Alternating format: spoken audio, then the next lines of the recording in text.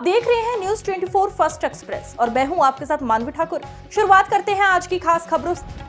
भांडेर थाना परिसर में दतिया अतिरिक्त पुलिस अधीक्षक के साथ भांडेर एसडीएम नीरज शर्मा, भांडेर एसडीओपी कर्णिक श्रीवास्तव, भांडेर थाना निरीक्षक डॉक्टर मोनिका मिश्रा विच्छोदना, चौकी प्रभारी अंशुल अरोरा एवं वरिष्ठ अधिवक्ता राधा बल्लभ मिश्रा, वरिष्ठ अधिवक्ता यादव ने सभी भांडेर नगरवासियों को नए कानून के बारे में संक्षिप्त परिचय दिया गया, जिसमें वरिष्ठ पत्रकार प्रवेंद्र श्रीवास्तव, आलोक शुक्ला, कमल शर्मा, शाहिद कुरैशी, सुरेंद्र ओझा आदि सभी पत्रकारगण शामिल रहे। वहीं भांडेर थाना निरीक्षक ने सभी नए कानून की जानकारी दी, तो वहीं एसडीएम ओपी कर्णिक श्रीवास्तव ने भी बारीकी जानकारी प्रदान की।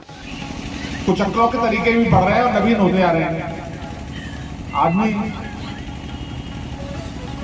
दूसरों को जो इलेक्ट्रॉनिक माध्यम से इसको फिशिंग बोलते हैं उस तरीके से फंसाने की कोशिश करता है, नए नए तरीके इस्तेमाल करता है और बेचारे गरीब लोग जिनको जानकारी नहीं होती वो उनको चक्रों में फंस जाते हैं और उनके लिए कोई अभी तक जो कानून था उनको पर्याप्त उपचार नहीं थे।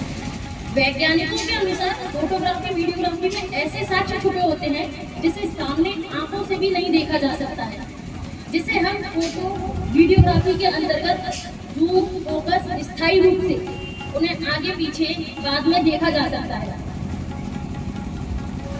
फोटोग्राफी वीडियोग्राफी क्या सिद्ध करती है? क्या है ये जो कानून में चेंज आया है इसमें सबसे ज्यादा चेंज वीडियोग्राफी को लेके आया है, जिससे कि साक्ष्य प्रभावित ना हो सके। इसे एक स्थायी साक्ष्य के रूप में जाना जाता है। न्यायालय में राय है, घटना स्थल का साक्ष्यों में वर्णन किया जाता है और अन्वेषण में अचूक है, जैसा भी आप लोगों ने एक वीडियो में देखा था।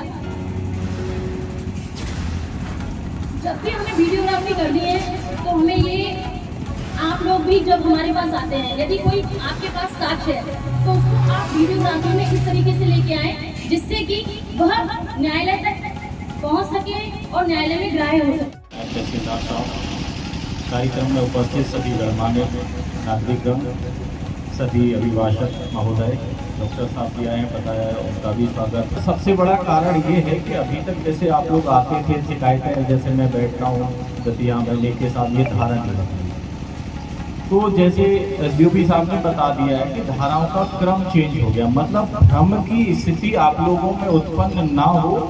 सबसे मूल कारण ये है कि आप लोगों के अंदर ऐसा ना हो कि साहब 307 नहीं लगाई, ये तो आपने 109 लगा दिया।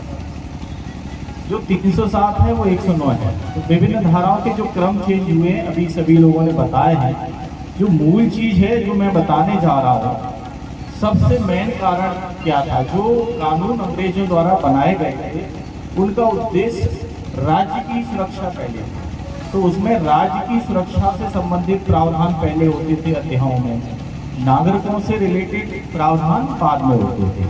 तो सबसे इस पहला जो उनके बदलने का कारण यही था कि नागरिक फर्स्ट है, तो सबसे ज्यादा जो इम्पोर्टेंस इस कानून में दिया है वो दिया है महिलाओं और बच्चों को, इसीलिए उनके सेक्शंस पहले रखे गए। साथ ही क्या होता था, सेक्शंस बिखरे हुए थे, कहीं 354 थी, कहीं 376, उन सबको एक जगह कर दिया जिससे कि आसानी रही। इसके साथ साथ क्या था, जो राज्य की सुरक्षा आदि इन सबको पीछे रखा गया। दूसरा, पहले जो कानून थे वो दंड आधारित थे, अब न्याय आधारित है। मतलब पहले क्या होता था, आज कोई आए मेरी मारपीट कर दी, पता चला 6-7 साल बाद इसकी सुनवाई हो रही है, कि कहाँ न्याय है। अब टाइम बाउंडेड कर दिया कि भाई इतने दिन में चालान करना है, चालान प्रस्तुत होने के बाद इतने दिन के अंदर, अगर समरी ट्रायल है तो 60 दिन के अंदर उसमें चार्ज लगना है, नहीं तो उन न्यायाधीश की जवाबदारी तय हो जाएगी। इसी प्रकार निश्चित समय में फैसला भी है, तो व्यक्तियों को कम से कम राहत मिलेगी। अगर उनके साथ किसी ने कोई अन्याय किया है तो उसको जब फैसला होगा जल्दी, तो उसे लगेगा कि हाँ हमारे लिए कुछ के अंतर्गत जो अभी आज वीडियो आपको उसके माध्यम से मिला और जो सुना आपने, इस पर कई व्यवस्थाएं योजना के द्वारा की गई। अब हजारों लाखों में जुर्माना, तो जो अपराधी है वो डरेंगे। शादी क्या होता था पहले, आज अपराध किया कल जमानत मिल गई और तो फिर अपराध किया। आपने कानून जो लगभग 150 वर्ष से भी ज़्यादा पुराने हैं आज बदले गए हैं, और जो हमारे न्यायिक प्रक्रिया है जो पहले दंड पे आधारित थी जो कि अंग्रेज़ों के वक्त से थी, अब उसको न्याय पर आधारित कर दिया गया। आप देखेंगे कि जो मुख्य रूप से कानूनों के नाम बदले गए हैं वो आपको जानकारी भी होगी। एक तो मैं सबसे पहले बताऊं, जैसे आईपीसी था जो भारतीय दंड विधान था, वो अब भारतीय न्याय संहिता हो गया है, बीएनएस। वैसे ही जो सीआरपीसी था दंड प्रक्रिया संहिता, वो बीएनएसएस हो गया है, भारतीय नागरिक सुरक्षा संहिता। साक्ष्य अधिनियम में नाम में कुछ विशेष बदलाव नहीं है और धाराएं जो है और कुछ नए प्रावधान जो है, जैसा कि अभी एसडीएम साहब ने भी बताया कि अब जो है वो डिजिटल एविडेंस, जो फ़ोन से रिकॉर्डिंग होती है, वो अब उसको बहुत ज़्यादा प्राथमिकता जो है वो न्यायालय में विचारण के दौरान पर मिलेगी। पहले जिस तरीके से बहुत आसान हो जाता था अपने कथन बदल देना, अब वो वैसा नहीं रह जाएगा।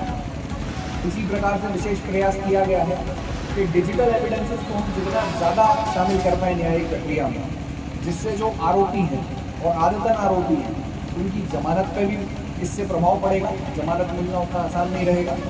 उसी प्रकार से जो इनकी सज़ा का प्रावधान भी अब बहुत। आज की खबरों में बस इतना ही। देखते रहिए न्यूज़ 24 फर्स्ट एक्सप्रेस। नमस्कार।